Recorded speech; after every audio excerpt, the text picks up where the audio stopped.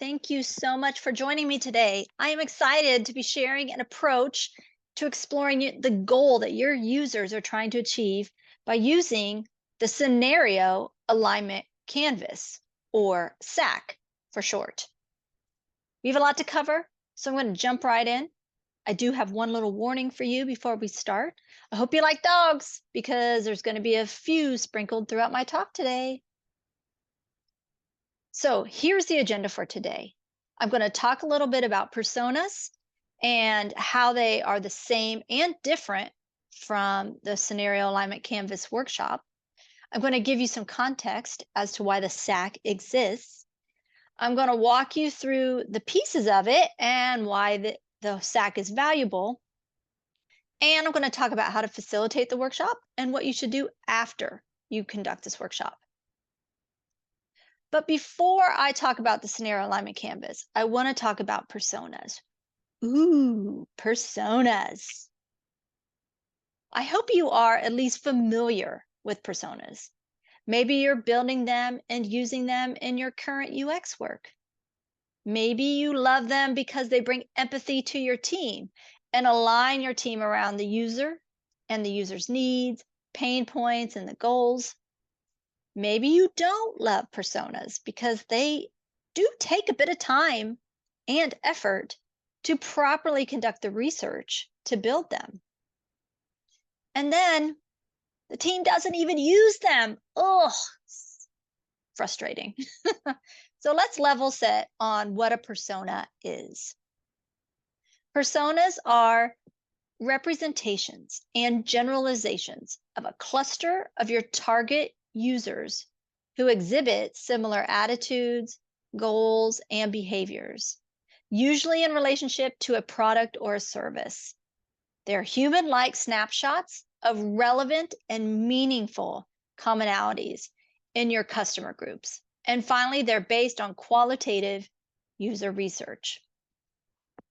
Now, I'm going to go to the negative side for a bit and talk about why I generally do not love personas. A lot of times you see personas that include demographic information. Check these out. In case you're not familiar with the men in these personas, Sylvester Stallone is an actor and is famous for the boxing film Rocky, as well as the action film Rambo. The man on the right is the former president of the United States, Donald Trump. Now, these two men have a lot in common. They're both born in New York, they are the same age, they have the same number of children, but they're very different people. They probably don't use the same apps on their phone. That's assuming they even use apps on their phone. They probably have very different interests and hobbies and behaviors and pain points. And that is a problem when you include demographics and stats like these in your personas. They lead to stereotypes and bias. They make a lot of assumptions that these two people have a lot more in common than they actually do. And these data points generally are not around relevant information when it comes to designing products and features. So this is kind of why I struggle with personas. Like I showed in the previous slide, a lot of times personas contain irrelevant information to help your team make design decisions. Just because two people are the same age or even have the same job role, that doesn't mean they share all the same motivations and goals. Also, personas are often not really based on research, to be honest. They're often put together by the team based on things the team thinks are the person's goals and motivations and pain points. Often, personas, they just don't have the research to back up these claims. But if the personas were built on a foundation of proper qualitative research, you know what? Let's face it, that research, if it's done well, it takes time. And some teams simply don't have the patience or the time for that valuable research to be conducted. So I want to switch gears a little bit and take another look at not only personas, but other factors that teams use to inform features and products. First, you have the preference test. That's in the top left here. Well, to be honest, you shouldn't make design decisions based on one person's preferences. And second, you have market segments. Those are the top right. And often those contain that generic demographic information. And that's not really helpful for to inform design decisions and features. Also, there's proto personas. That's the quick personas that act like a starting point. They're usually compiled by the team's knowledge and assumptions, and they're not backed up by proper research. And finally, there is the proper UX persona at the bottom right here, which is crafted based on qualitative interviews and user research. So that brings me to two major issues. One, personas are often too high in level or too generic to help designers make design decisions. And two, honestly, personas take a lot of time and effort to research and build. So it got me thinking, how can we address these different concerns? How might we bring the data down to earth a little bit, to be more of a level of the altitude like of personas, but make them less generic and have them not take weeks or months to build a deliverable? And that's where the scenario alignment canvas, or the SAC, was born. By creating the SAC, I'm trying to address the need for speed, the right altitude for design decisions, and getting the team to focus on user needs. So, how can we, the UX team and the product team, have a reference point that is not too generic and full of stereotypes, that the team can point to as like the collective knowledge, can be done in about an hour or two? And I'll talk a little bit more about this later. And how can we surface additional research opportunities? Again, that is why the SAC was born. So, what inspired me to build the SAC was I was told I needed to write a persona playbook for my UX team. Oh, man, I rolled my eyes. I was like, "Rah!" Because I'm not a huge fan of personas. So it got me thinking, what are the pain points I have and my design team has when it comes to creating personas? Thinking about that, those pain points, that got me inspired to create the SAC. The scenario alignment canvas acts as a starting point for the team. It's kind of like a kickoff to understand the user's goals and why they are trying to accomplish it. It's like a starting point. I mean, it's a place for the team to start collecting knowledge, and it's the beginning of really aligning around the user. Also, we don't need to talk about those irrelevant demographic and statistics that often creep into personas. Filling in the scenario alignment canvas is a lot faster than conducting qualitative research. I'll give you that. You can complete this with your team in like an hour or two. Granted, I'm not saying this is a replacement for proper research informed personas. No, I am not saying that. I say this is a starting point. Also, the data collected in the SAC workshop is the foundation of what you would put in a proto persona. It has goals, motivations, needs, tasks, pain points. So you're already on the right track. And finally, the secret sauce for you as a UX pro is that while you're conducting this this workshop, you're going to get the team to surface areas where there might be gaps in knowledge, thus research opportunities. I'll go into more of that a bit later.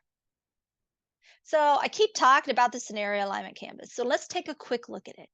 Basically, the canvas has 5 parts: the scenario, the user's goals and motivations, their needs and tasks, their pain points, and finally, what does the team want to learn more about through research?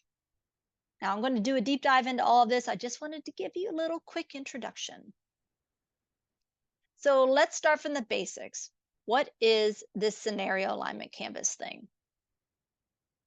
This is a workshop activity where you steer the team away from focusing on technology or solutions and really explore the goals, motivations, needs that a user has when trying to do a thing. User experience? So let me define this SAC or scenario alignment canvas. First, scenario. That is the person trying to do a thing. This is their goal. You might even say this is the problem the team is trying to solve. Then alignment. And this is sort of like a kickoff document to get your team to discuss and align around the user trying to do a thing. Then canvas, which is having one place to collect the team's data. Again, I'm going to go into each of these more in depth in a bit, but these are the areas the team will brainstorm around thinking about this from the user's point of view. And here's what the real SAC template looks like in a digital whiteboard. And I wanted to help you visualize what this scenario canvas actually looks like when you're running this workshop with your team. Okay, I want to briefly talk about what the scenario alignment canvas is not. Let's revisit a couple concepts that teams use to make decisions: a UX persona and market segments. To me, they serve very different yet important functions. So look at these two comparison lists right here. Basically, UX personas focus on what the user is trying to do and are used by product teams to make feature decisions. Marketing segments focus on what the customer may want to buy and are used by companies and marketing to sell to target users. See the difference?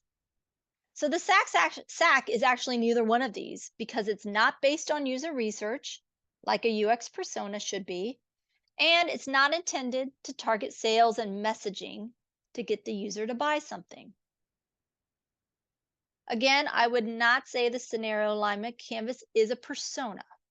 It's a bit more like a proto persona because you're collecting the thoughts and assumptions from your internal team. Now, it could be a precursor or a starting point to build a persona, for sure, but this is not a replacement for a full fidelity research based persona. A persona is based on qualitative research, and filling in the SAC may not be based on that type of data. Instead, when the team fills in the SAC, people are probably sharing some assumptions.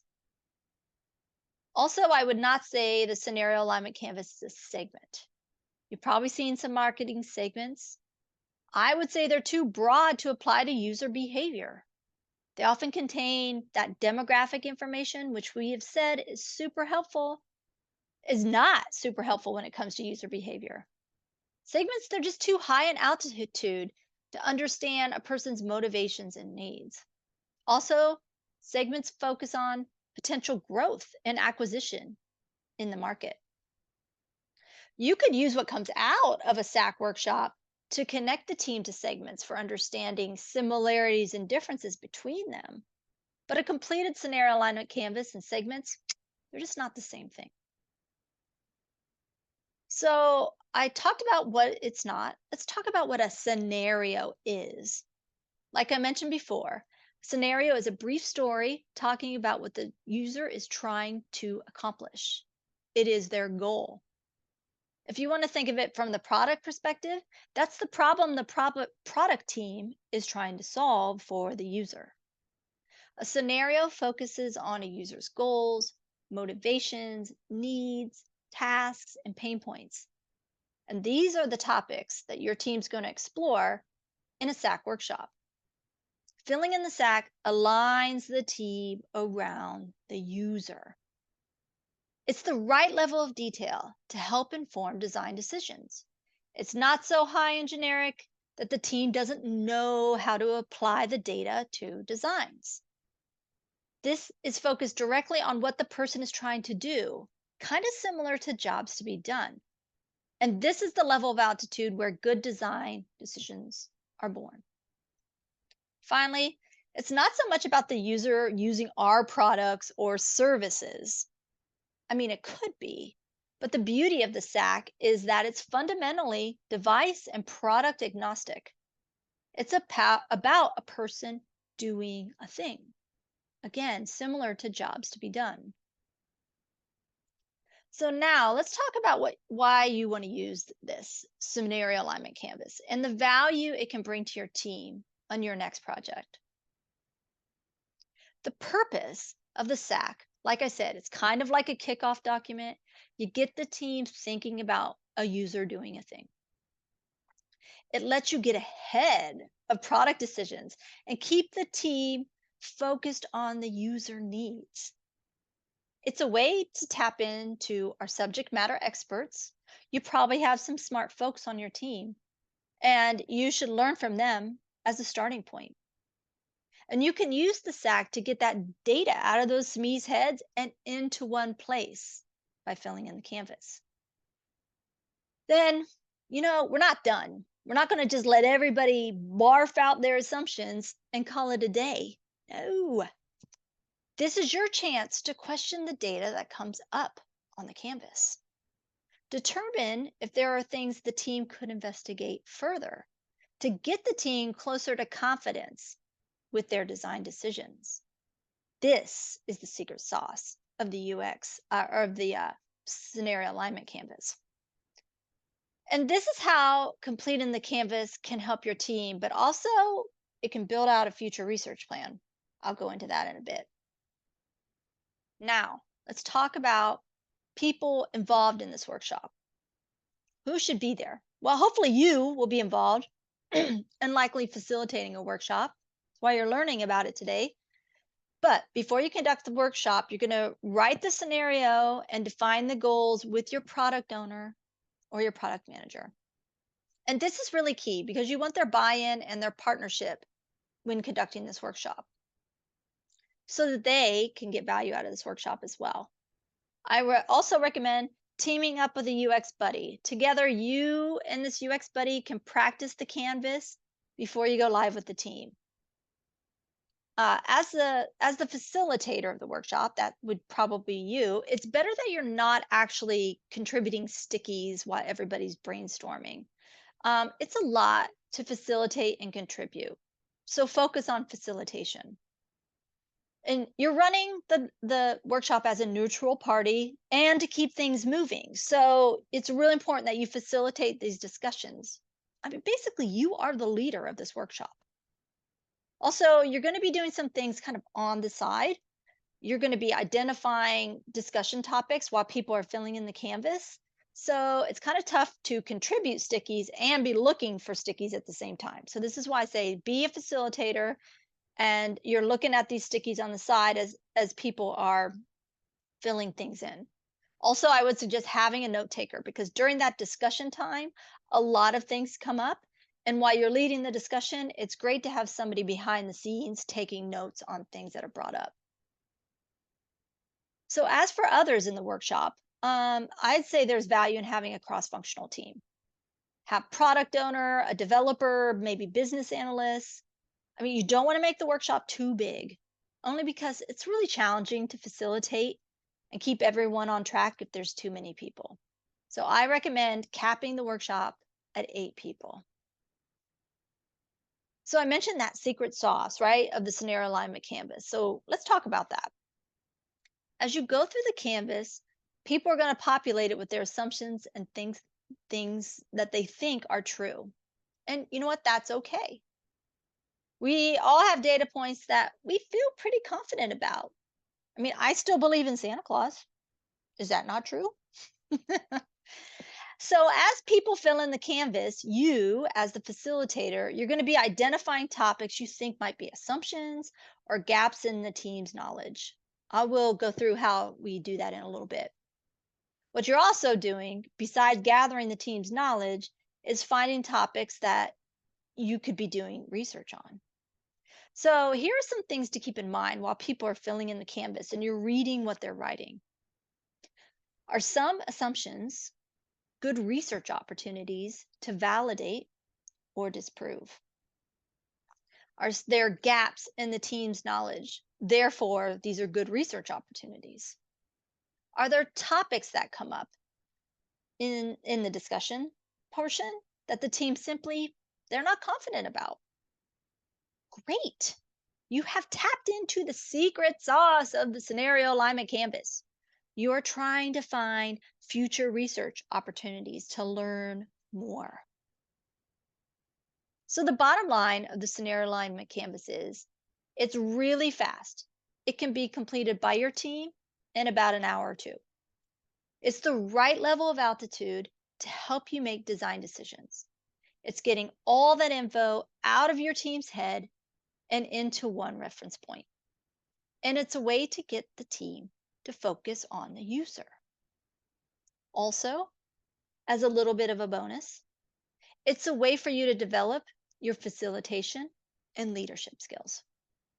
By leading workshop activities like this, you are bringing the table for the team to sit around.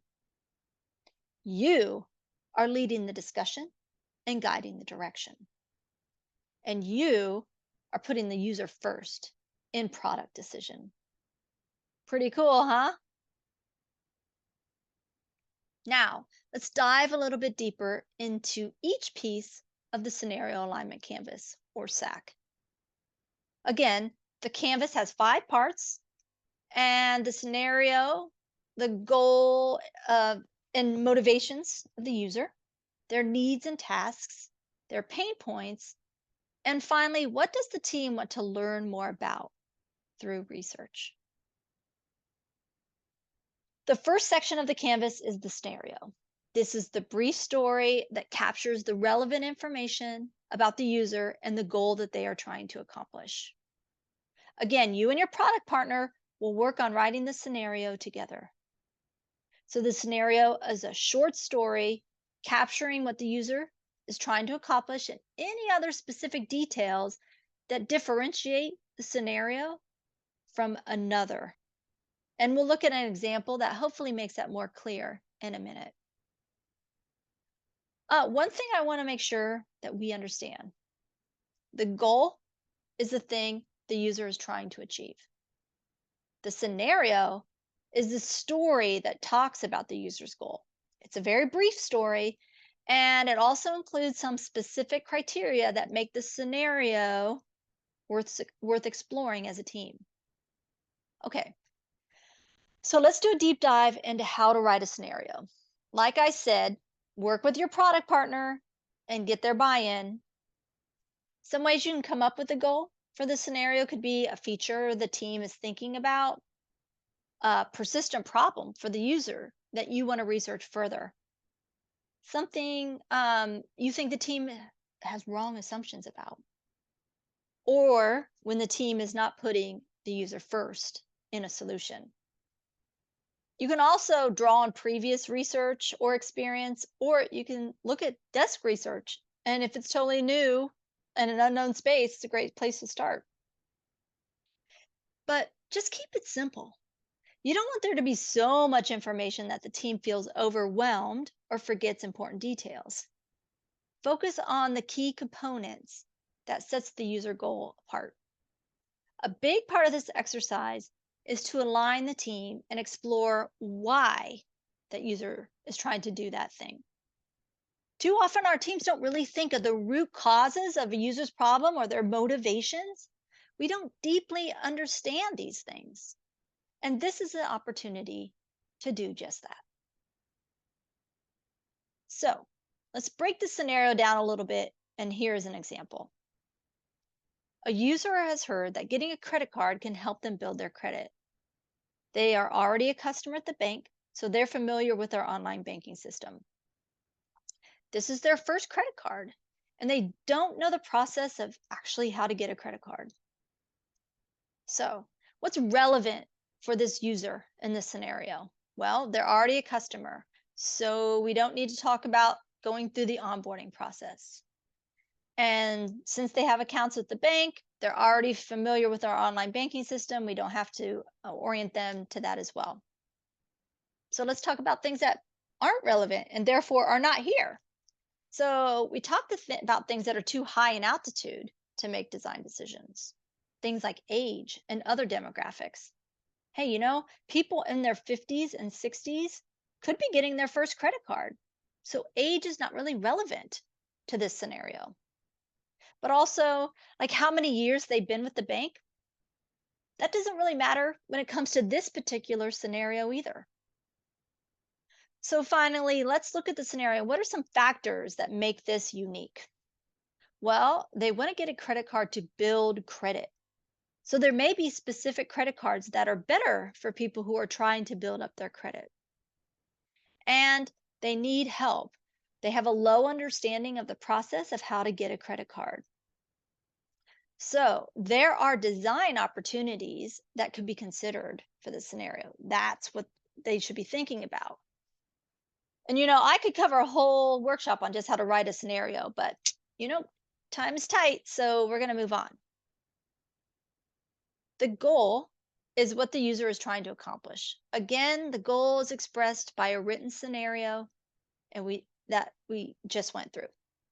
Usually it's just one major thing, but it could also surface some sub goals related to the main goal, kind of like jobs to be done. To be clear, remember, you're going to write that scenario with your product partner and make sure that you get that buy-in before we put it on have a workshop around it. So this section, the goals and motivations, is where we talk about those things from the user's point of view. I have some guiding questions, prompts, as you would say, to get the people thinking deeper about their goals and motivations. But I encourage you to come up with other different questions if these are not specific enough for the problem that you are focusing on. So this section is to really get the team thinking about what the user is trying to do, which is the goals, and why the user is trying to do it, which is the motivation. Now, I get it. Sometimes needs, goals, motivations, they can seem quite similar, but there really are nuances that make them different. And I really want your team to devote that time to deeply think about these different aspects. Needs are quite simply what the user needs to achieve a goal. It might be a task, but it might not. For example, a need might be the need to feel confident about their decision to get a credit card. Well, what are some tasks a user might do to feel more confident about doing that? See the difference? Again, there are a few initial questions for this to spark the creative juices, these deep dive prompt questions, but feel free to craft your own. And again, this is why I recommend you pair up with a UX buddy before the workshop, trying out the scenario and these prompt questions so that you can see if they are really relevant to your particular project. Next is pain points. I think this is pretty obvious. This is about the challenges and the problems the user is having when they are trying to achieve their goal. And finally, along the bottom, there is the want to learn more section. And this is where you're gathering research questions that come up throughout the workshop. What did the team discover they have some gaps in knowledge about? Where does the team feel less confident? And therefore, we should investigate further. What did the team have assumptions about? And we should probably do some research to validate those. So down here, this is where you gather opportunities for research. And then later, after the workshop, you prioritize those and build out future research plans. It's that secret sauce, remember? To go a bit further, in this want to learn more section, it has two functions. This is where you bring down the research opportunities from the canvas above as you've gone through discussing those sections. And this is where you have the team capture research questions. So there might be other questions that come to mind as the team works through the workshop. But don't lose the opportunity to capture those. And this is where you would put those as they come up in conversations. So to be clear, this want to learn more section, this is the fourth and last box you have the team to fill in. First, you go through the goals and motivation section, have the team fill that in, have some discussion around that, indicate what might be further research opportunities, copy those down. Then you do the same for needs and tasks, and then you have them fill the pain point section in. And last, after that, you have the team think if there are any other questions that have come up in our discussion today, and let them put some additional questions at the bottom. Now, let's talk about what to do in a workshop. How do we actually fill in this scenario alignment canvas? So I talked about a few of these things already, but I just want to be clear. Before the workshop, you're going to work with your product partner to define the goal and write the scenario. You can also work with your PM or UX buddy to review the scenario and to craft any deep dive questions that you might want to ask the team. Two heads are better than one when trying something new like this. Use your PM and your UX buddy to also test the canvas before going live in the workshop. It can surface hiccups that might come up, and you can course correct before you're doing it in front of everybody else. And finally, make sure you have a note taker to capture what is said during the discussion portion of the workshop. Trust me on this, great stuff comes out of the discussion that might not be captured on the canvas. So make sure you have somebody to take notes while you're leading the workshop. So here's how the workshop actually plays out. You do one section at a time. You start with the goals and motivations box. You read the scenario, you read the goal and the probing questions. Point out the probing questions. They're also point out that they're at the top of the canvas if you forget. Give the team 3 to 5 minutes to fill in the canvas in silence. This is key. We're not having anyone talking at this point. So while the team is filling in the stickies, you, the facilitator, reviews the stickies that you want to discuss, and you put a black border around them to help you remember them. I'll go a little bit more into detail on that in a bit. So while the team is filling in the stickies, and you put a black border around the things you want to revisit. And after they fill in the stickies, you spend about 8 to 10 minutes discussing what you, as the facilitator, finds interesting and you want to learn more about. In other words, that might be good research opportunities. This is not the time where you ask your team to shout out what they think is important and interesting. And the reason for that is because you are trying to determine which stickies could be good research opportunities. So you're going to probe a bit deeper on specific topics. And then after you're done, you can also open it up to the group to see if they have any other things they'd want to talk about. And again, I'll go into how you determine these stickies that you outline and you want to deep dive into in a minute. And one note about discussion time. I'll say 8 to 10 minutes. It's pretty short. So you might want to extend that discussion time like to 15 to 20 minutes per section. It just kind of depends how chatty your team is and how meaty the topics are. Just make sure you plan for that in advance and make the workshop longer initially. Finally, based on the discussion, you and your note taker, you copy those research opportunities down in the Want to Learn More box at the bottom. So hopefully that makes sense. After you do this goals and motivation sections, then you do this for the needs and tasks section, one section at a time. So for the needs and tasks, you take 3 to 5 minutes for the team to fill in that section in silence. You identify the key stickies you want to discuss while they're filling that in. You put that black border around them, and then you spend 8 to 10 minutes, maybe more, discussing the stickies you want to put that you put the black border around. Then after you've done the needs and tasks, you copy down what are good research opportunities in that Want to Learn More box at the bottom. And you do this process one more time for the pain points. Now, let's revisit this Want to Learn More section because it's really important. Remember, it has 2 functions. One is to bring down those research opportunities from those 3 boxes from above, the yellow ones here.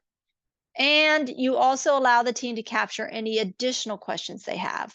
And that's what these green ones signify.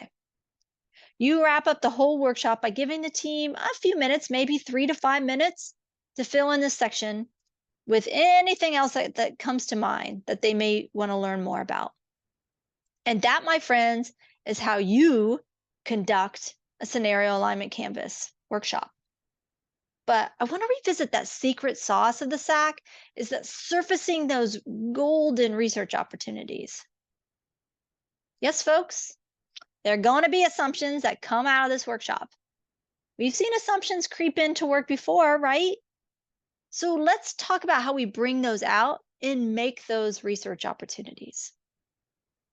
The key here is that you have created a safe space, a no judgment zone. That way people won't feel defensive if you talk about assumptions. I know it can be a touchy topic.